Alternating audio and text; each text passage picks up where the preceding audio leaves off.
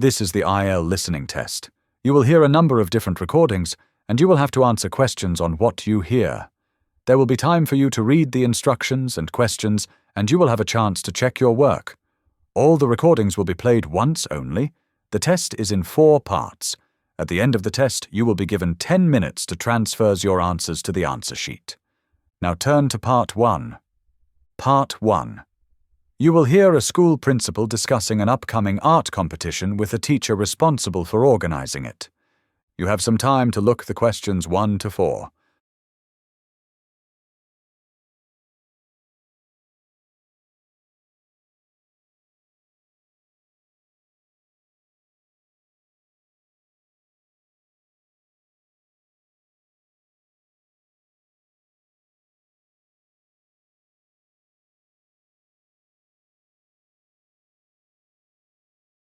Now listen carefully and answer the questions 1 to 4. Good morning, everyone. Before we begin, I'd like to welcome you all to this year's annual school art contest meeting. Today, I'll be talking with Mr. Harris, who will be overseeing the arrangements. Thanks for joining me, Mr. Harris. No problem at all. I know the competition is an important event at our school, and I'm looking forward to organizing it. Absolutely. We need to finalize some details, starting with the age groups and themes. As usual, we have 2 categories: primary and senior students. Last year, the juniors worked with the theme of nature, and it was quite successful. Do you think we should use the same theme again? Perhaps we should try something different. What about friendship? It's broad and should inspire creativity. Good idea. And for their type of art, we usually have them do drawings. This year, let's go with painting. That would allow them to explore different techniques and colors. Sounds good. As for prizes, we gave cinema tickets last time. Should we do the same? Initially, I considered cinema tickets again, but we wanted something more enriching. Another idea was an amusement park pass, which would be fun, but we decided that a museum visit would provide a balance of entertainment and learning. Actually, let's offer a museum pass instead. It will be a great educational experience for the winners. That makes sense. Now, moving on to the senior students. Last year, they worked with the theme of urban life. Do you think we should change it? Yes? How about dreams? It's abstract and will allow for more personal interpretation. I like that. And instead of photography, how about sculptures this time? That's an excellent choice. Some of our students are really talented in sculpture. Great. Now, for the prize, last year, it was a book voucher, correct? Yes, but this year, one of our sponsors is offering a travel voucher. That should be an exciting reward. Before you hear the rest of the conversation, you have some time to look at questions 5 to 10.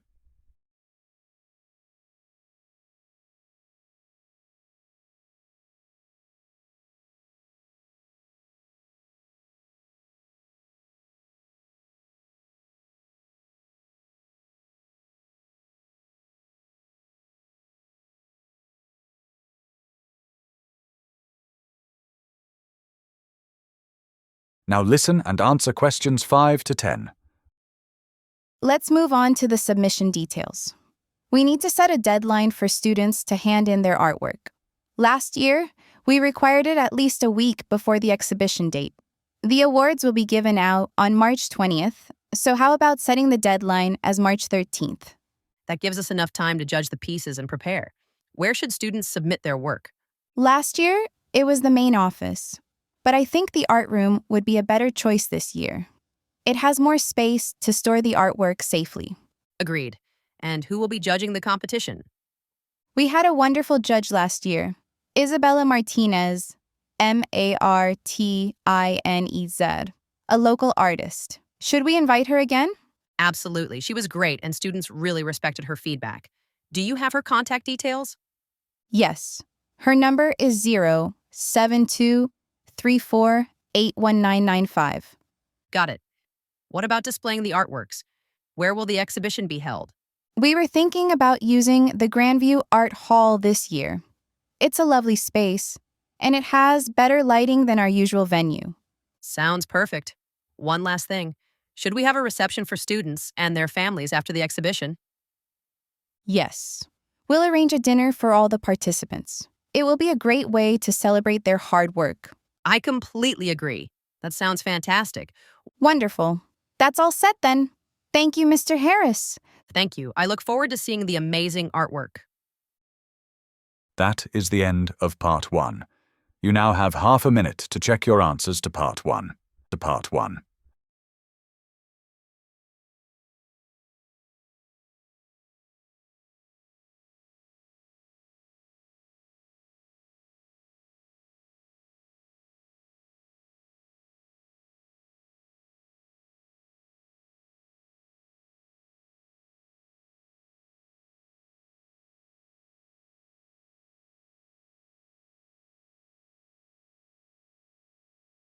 Part 2. You will hear a guide speaking to a group of visitors who are spending a day on an island.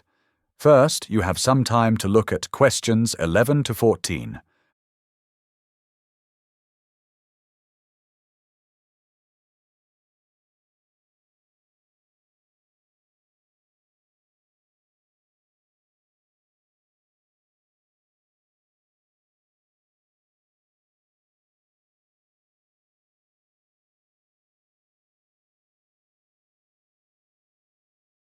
Now listen carefully and answer. Questions 11 to 14. Good morning, everyone, and welcome to Seaview Island. I hope you're excited for the day ahead. Before we begin, I'll give you a brief overview of what's planned.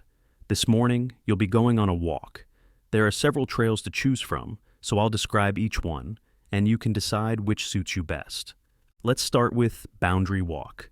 This is one of the longer trails and is ideal for those who appreciate coastal scenery. Since the tide is low today, it's an excellent opportunity to explore the ancient rock formations along the shore. The next option is the Loop Track. It may seem short, but don't be fooled. It's quite steep, so it requires a bit of fitness. However, the effort is well worth it, as the panoramic views from the top stretch across the entire island and even to the mainland.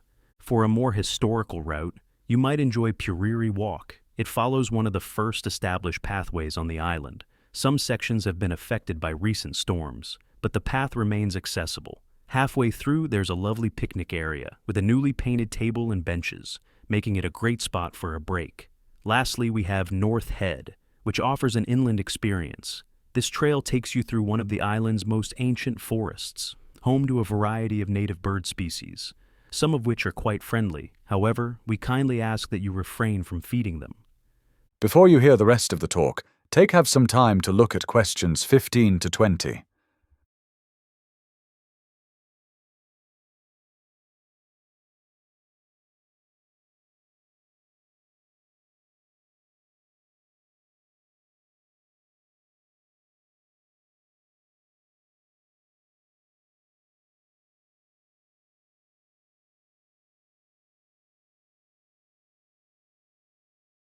Now listen and answer questions 15 to 20. After your walk, the bus will take you to the regional park, where you'll have time to relax and explore. If you have your map in front of you, I'll guide you through some points of interest. The bus will drop you off at the park entrance located at the bottom of your map.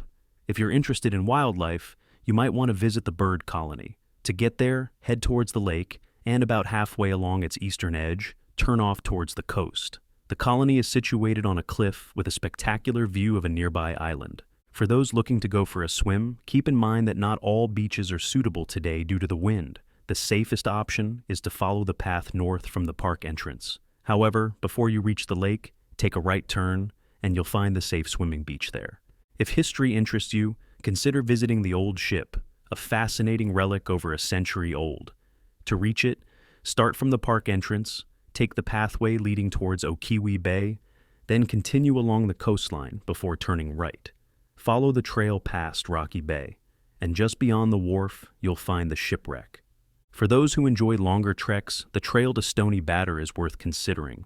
Follow the path that goes around the lake, keeping north. Be careful. If you reach the water tower, you've gone too far. Before you get there, take the left turn towards the coastline. Another popular destination is the Settlers Monument. To visit this site, take the first path on the left from the park entrance. Follow it around Okiwi Bay, and you'll find the monument positioned on the headland.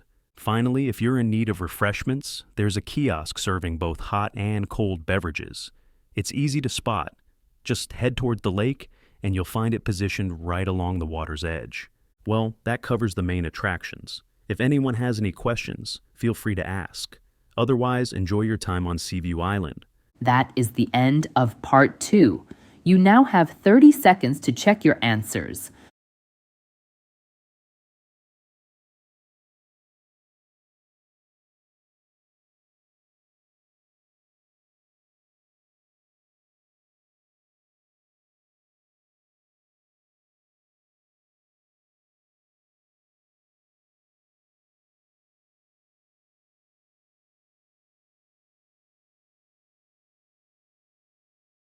Part 3. You will hear two university students, Jennifer and Adam, discussing pigeons as part of their research on urban wildlife. First, you have some time to look at questions 21 to 25.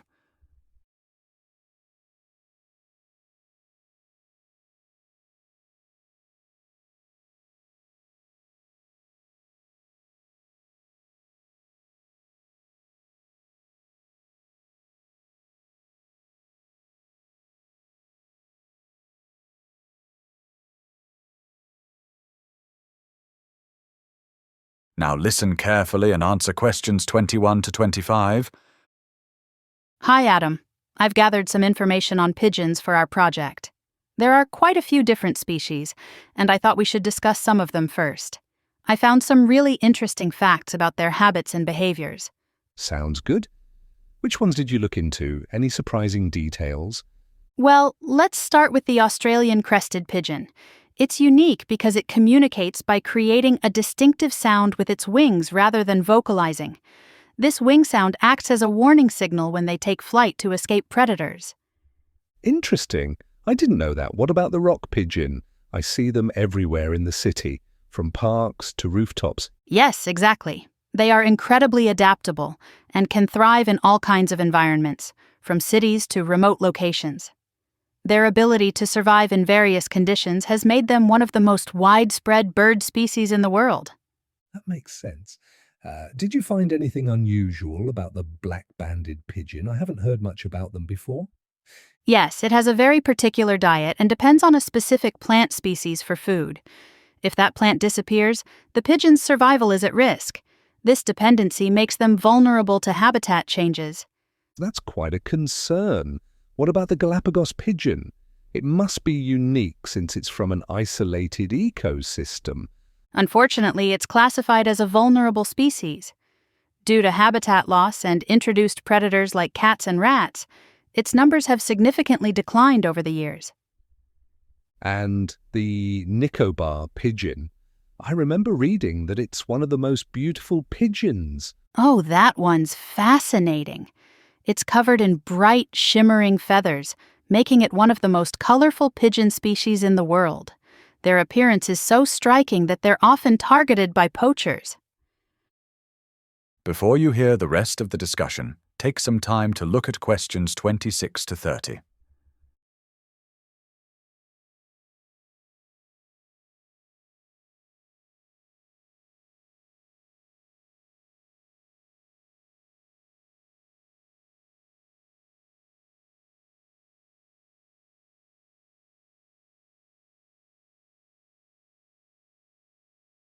Now listen and answer questions 26 to 30. So, let's move on to the issue of pigeons in cities. Have you come across anything about the effects of feeding them? I know some people think they're helping by giving them food. Yes. It turns out that feeding city pigeons isn't actually good for them. It often leads to them becoming overweight, which affects their ability to fly properly. Also, excess food encourages overpopulation, leading to more waste and potential disease spread. I didn't realize that. And how do different cities deal with the problem? I read about Melbourne's approach. Right. Instead of removing pigeons, the Melbourne City Council is trying to scare them away using various deterrents, like reflective surfaces and noise devices. They found that these methods are more humane than culling, but still effective in reducing numbers. That seems like a responsible approach. But did you read about the second phase of their plan? Yes, and it hasn't worked well. It turned out to be too expensive, so they might have to rethink their strategy. Despite good intentions, the costs involved in maintaining deterrence and monitoring pigeon behavior were too high. Jennifer, what about Basel? They've had some success, haven't they? Adam: Yes. Their most effective method has been public education, Q29. By informing residents about proper pigeon management, they've reduced the issue significantly. People are now more aware of the impact of feeding pigeons and how to control their populations naturally. Jennifer, that's really interesting. One last thing. What should we focus on next in our research? Adam: I think we should look into the impact pigeons have on buildings. There are concerns that their droppings might cause structural damage, Q30. Over time, the acidic content in pigeon waste can erode stone and metal, leading to costly repairs. Good idea. Let's start gathering data on that and maybe look at cities that have implemented preventive measures to protect historic buildings. That is the end of part 3. You now have 30 seconds to check your answers.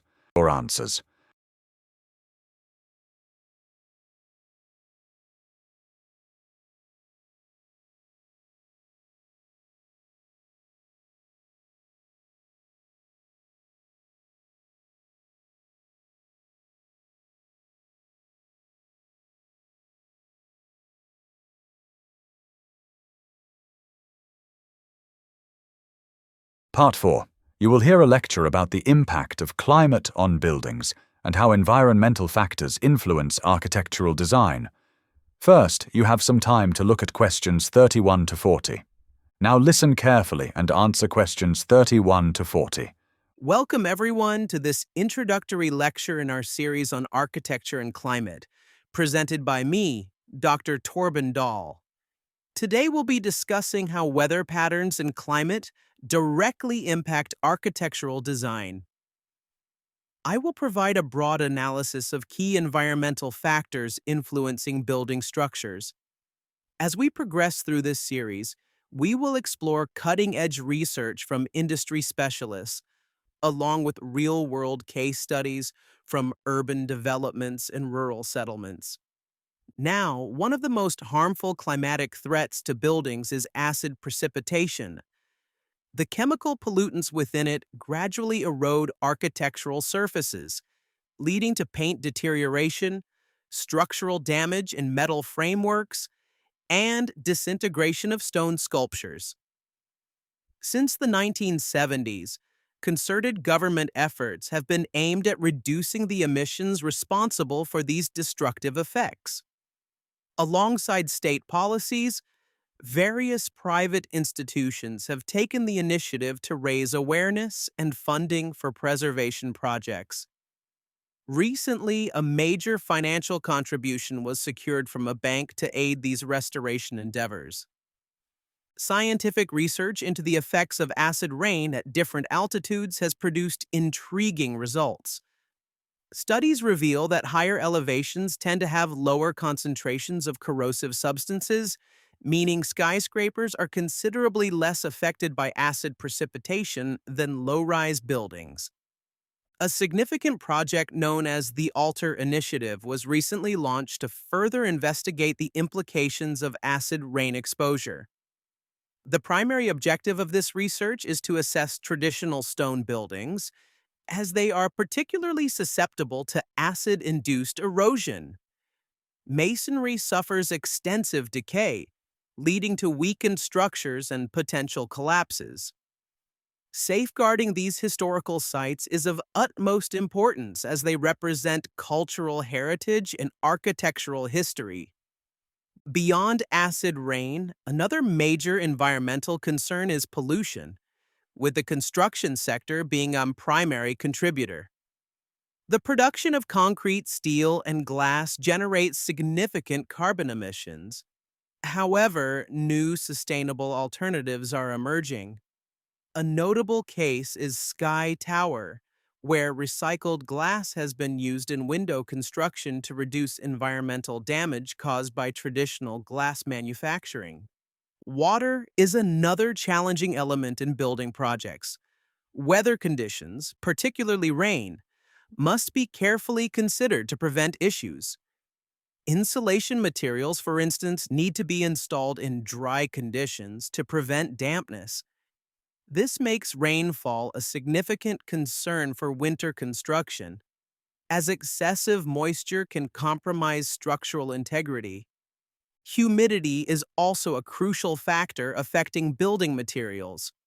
While metallic and stone structures are relatively resilient, wooden constructions are highly sensitive to airborne moisture.